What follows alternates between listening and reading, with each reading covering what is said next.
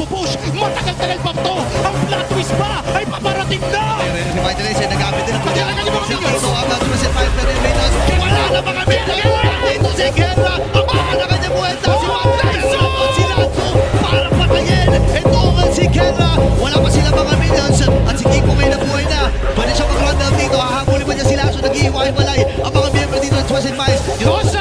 Nasa ito rin yung at mamamatay ang Sigma Juggler. Meron sila mga Minions dito. At pwede ang tapusin. Dito ng Suicide Five. Natama pa yung shot. Si Gargino nangihipan sa bahay ng Minions. Ano yung fire side? Buhay pa rin si Lanzo. Napapalo talaga.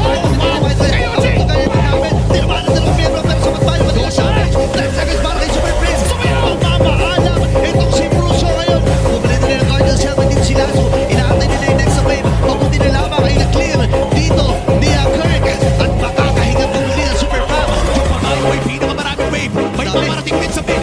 May namuli si Kendra at magagamit ni Super Friends para mag-kill sa baba.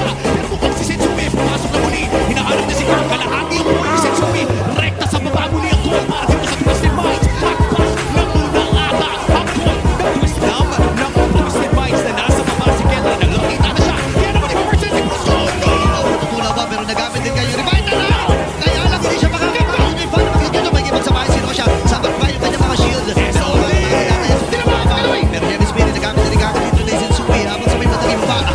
Eh, poprotektahan mo yung vision yung kanyang wave. Pero sumama na itong si Sensui. At nagamit na rin ang Dr. Guardian. Hindi nakapunta nito si Kera. Pero nandun sa may ibabaw ito nga si King. Kanya ang nakikipagsabahin na rin din si Kirk. Nagamit na rin kakabit yung kanyang